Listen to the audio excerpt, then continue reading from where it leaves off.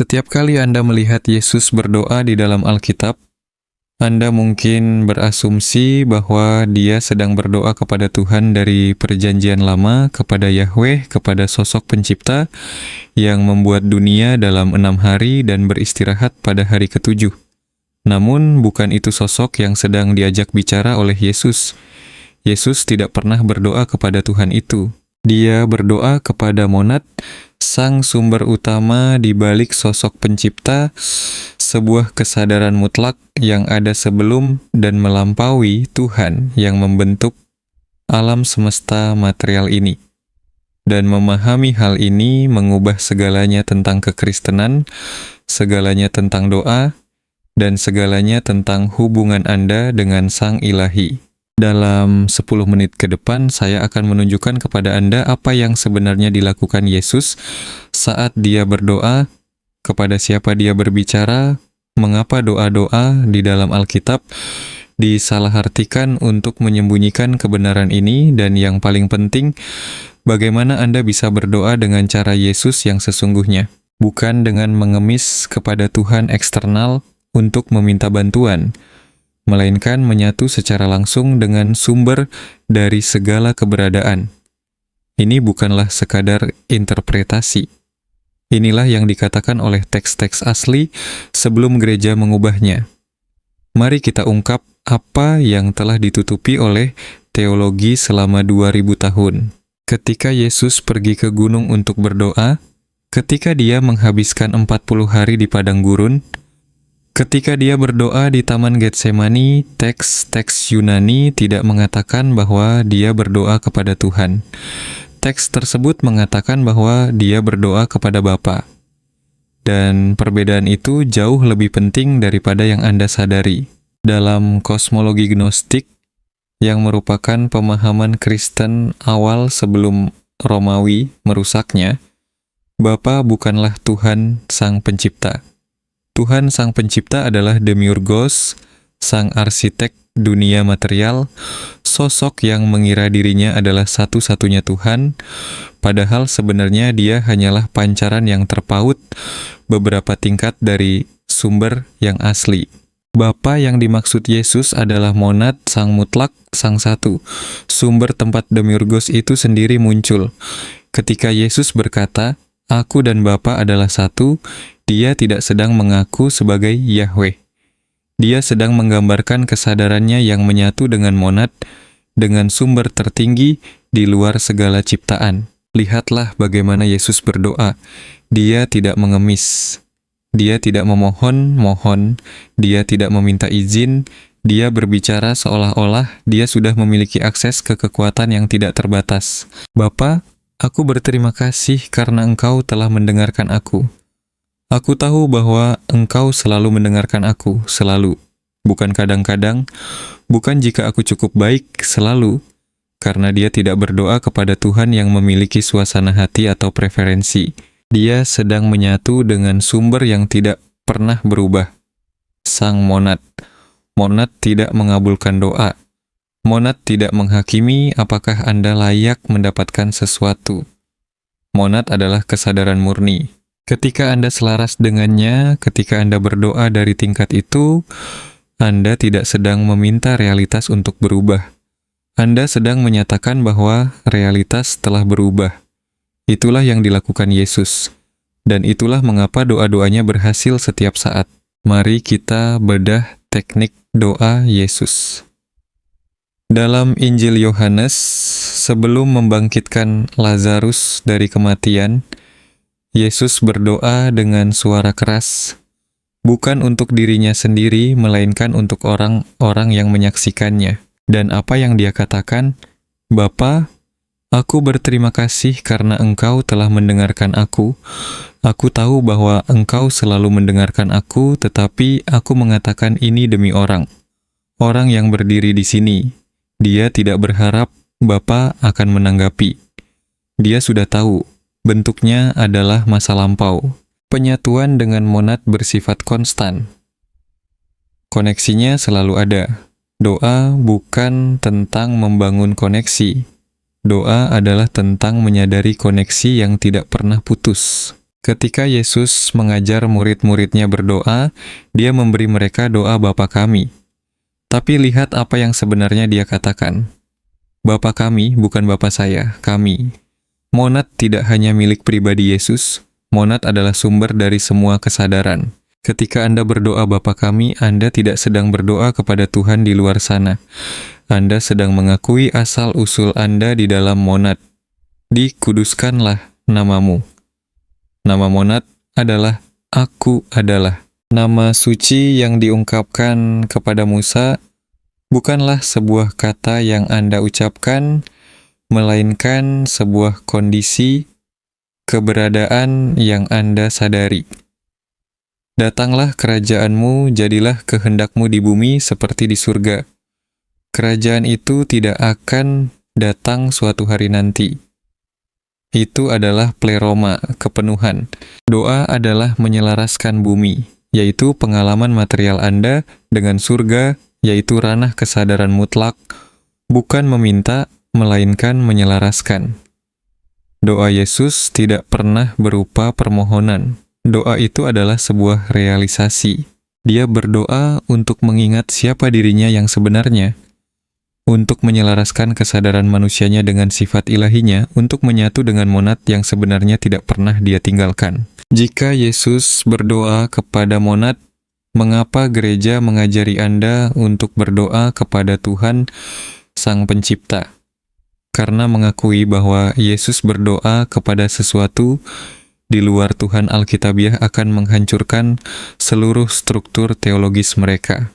Doktrin gereja mengatakan Yahweh adalah makhluk tertinggi, satu-satunya Tuhan, pencipta segalanya.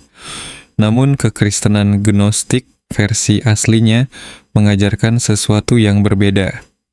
Yahweh adalah Demiurgos, makhluk yang kuat tetapi terbatas yang menciptakan dunia material tetapi tidak memahami monad. Dan Yesus datang untuk menunjukkan kepada manusia bagaimana cara melewati Demiurgos dan terhubung langsung dengan Sang Sumber. Inilah sebabnya mengapa gereja membakar Injil Gnostik. Injil Yudas secara eksplisit mengatakan bahwa Yesus menertawakan murid-muridnya karena berdoa kepada Demiurgos. Apokrifon Yohanes menggambarkan Demiurgos sebagai sosok yang tidak tahu tentang Tuhan yang sejati di atasnya. Injil Thomas mengajarkan pengetahuan langsung tentang ilahi tanpa perantara. Semua ini dihapuskan, dan sebagai gantinya, gereja menciptakan sistem di mana Anda berdoa kepada Tuhan, tetapi hanya melalui Yesus, dan hanya jika gereja menyetujui doa Anda, dan hanya jika Anda sudah cukup baik. Lapisan demi lapisan kendali. Ajaran Yesus yang sebenarnya adalah berdoalah langsung kepada monad. Sumber itu dapat diakses oleh Anda sekarang juga.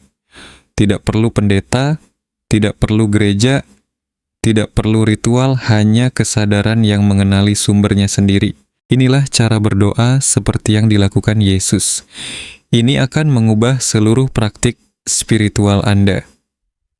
Langkah pertama, berhentilah berdoa kepada Tuhan eksternal.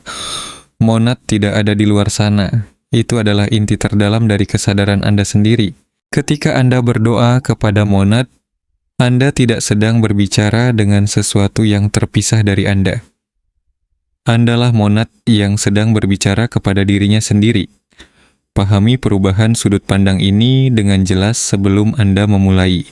Langkah kedua, jangan meminta, selaraskan. Yesus tidak berkata, "Bapa, tolong buatlah Lazarus hidup kembali."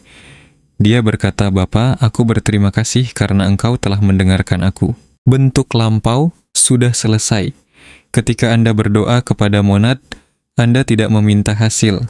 Anda menyelaraskan kesadaran Anda dengan realitas di mana hasil tersebut sudah ada di ranah kesadaran. Langkah ketiga, gunakan pernyataan aku adalah bukan permohonan tolong beri saya. Monad merespons identitas, bukan pengemisan. Jangan katakan, Tuhan, tolong buatlah aku berkelimpahan. Katakanlah, aku adalah kelimpahan. Anda tidak sedang meminta monad untuk mengubah Anda. Anda sedang menyatakan siapa Anda sebenarnya di tingkat monad.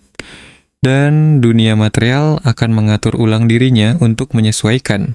Langkah keempat, berdoalah dalam keheningan lebih banyak daripada kata-kata. Yesus sering menarik diri ke tempat yang sunyi untuk menyatu dengan Bapa. Bukan untuk berbicara, melainkan untuk mengada. Dalam keheningan yang dalam, kesadaran Anda secara alami akan tertarik menuju monad. Kata-kata adalah untuk pikiran permukaan. Keheningan adalah tempat Anda bertemu dengan Sang Sumber. Langkah kelima, akhiri setiap doa dengan pengakuan, bukan harapan. Yesus selalu menutup dengan kepastian. Aku tahu engkau telah mendengarkan aku. Bukan aku harap, bukan aku ingin, tapi aku tahu. Karena ketika Anda berdoa kepada monad, tidak ada yang perlu diharapkan. Monad tidak mendengar beberapa doa dan mengabaikan yang lain. Monad adalah Anda. Doa Anda adalah monad yang berbicara kepada dirinya sendiri. Doa itu selalu didengar, karena itu selalu adalah Anda. Lakukan ini selama 7 hari. Berdoalah hanya kepada monad, bukan kepada Tuhan Sang Pencipta, bukan kepada Yesus sebagai penyelamat yang terpisah, melainkan kepada sumber mutlak yang diakses oleh Yesus sendiri. Dan lihatlah bagaimana doa-doa Anda mulai terwujud secara berbeda, lebih cepat, lebih lengkap, karena Anda tidak lagi berdoa kepada Tuhan yang mungkin mengabulkan keinginan Anda. Anda berdoa dari sumber yang menciptakan realitas. Yesus tidak pernah berdoa kepada Tuhan karena Yesus mengetahui sesuatu yang tidak ingin diketahui oleh gereja. Tuhan dalam agama bukanlah kekuatan tertinggi. Di atas Tuhan itu, di luar Tuhan itu, ada monad, Sang Mutlak, Sang Sumber, kesadaran tempat semua keberadaan mengalir. Dan Anda memiliki akses yang sama ke monad seperti yang dimiliki Yesus. Bukan karena Anda istimewa, melainkan karena Anda adalah monad yang sedang mengalami dirinya sendiri sebagai manusia untuk sementara waktu. Doa-doa Anda tidak perlu pergi kemanapun. Doa itu tidak perlu didengar oleh hakim eksternal. Doa itu adalah monad yang mengenali kekuatan kreatifnya sendiri. Inilah sebabnya Yesus berkata, "Apapun yang kamu minta dalam namaku akan diberikan kepadamu." Dia tidak sedang berkata, "Sembahlah aku, dan aku akan memberimu banyak hal." Dia sedang berkata, "Berdoalah dari kesadaran yang aku tunjukkan kepadamu." Kesadaran Kristus, kesadaran monad, dan realitas tidak akan punya pilihan selain mencerminkannya. Gereja mengubah doa menjadi pengemisan. Yesus menunjukkan doa sebagai pengakuan. Anda bukanlah manusia yang tidak berdaya, yang meminta bantuan kepada Tuhan yang berkuasa. Anda adalah kesadaran tanpa batas yang berpura-pura menjadi terbatas untuk sementara. Dan doa adalah momen di saat Anda berhenti berpura-pura. Berhentilah berdoa kepada Tuhan. Mulailah berdoa kepada monad, sumber yang benar-benar disatui oleh Yesus, kesadaran mutlak yang diajarkan untuk Anda akses. Anda tidak butuh izin, Anda tidak butuh pendeta. Anda tidak perlu merasa layak, Anda sudah merupakan monad. Anda selalu menjadi monad. Anda hanya lupa, Yesus tidak lupa, Dia ingat. Dan Dia menunjukkan jalan bagi Anda untuk mengingat juga, bukan melalui iman, tetapi melalui pengakuan langsung. Monad ada di sini sekarang. Saat Anda berdoa kepada itu, berdoalah dari itu, dan segalanya akan berubah. Inilah yang dilakukan Yesus. Inilah yang mereka sembunyikan. Inilah diri Anda yang sebenarnya.